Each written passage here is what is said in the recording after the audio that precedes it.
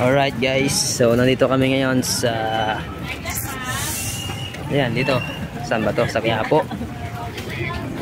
Maghanap kami ng mapag-memoryendahan dito with life hack. Sama natin pa rin si Jay. Ayan, memorienda kami dito, mag-memorienda. Let's go.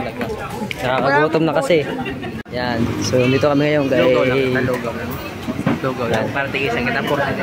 Lugaw. Lugaw lang po magkano? Plain? Opo.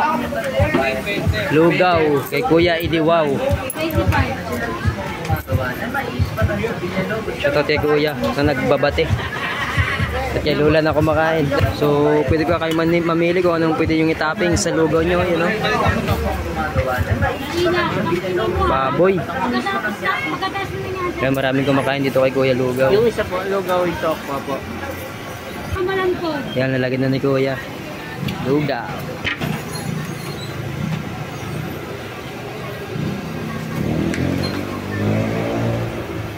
Dito daw kami. Sa kabila. Ayan, ito yung order namin. Dito po. Sige po. Talagyan natin ng mga pampalasa. Tcharan!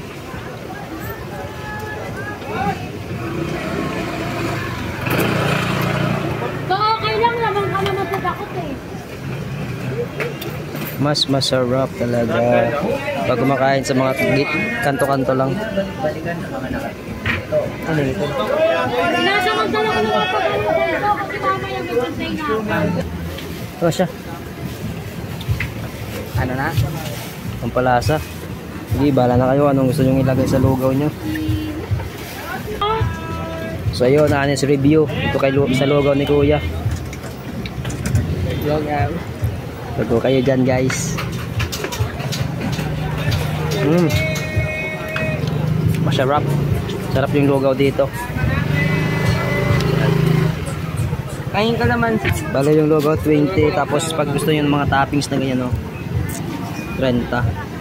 Kalamansi po yan. Tokwa. Tokwa. Lagyan natin ng tokwa. Kalamansi pa. Lagyan natin ng kalamansi.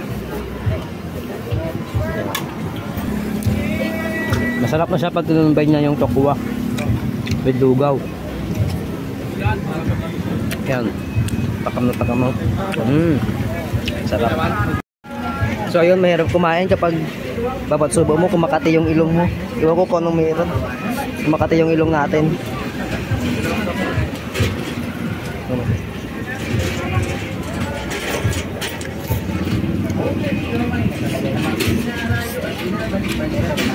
Namula na nga ang ilong natin, no? Malamig naman. Malaw na lang. Malamig naman pagtapos lugaw. Yan na ako. Huwag na ako. Life hack. Katabi lang sila guys. Malamig tsaka lugaw.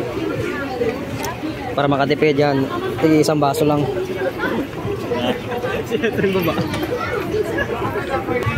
Alright, solve na guys.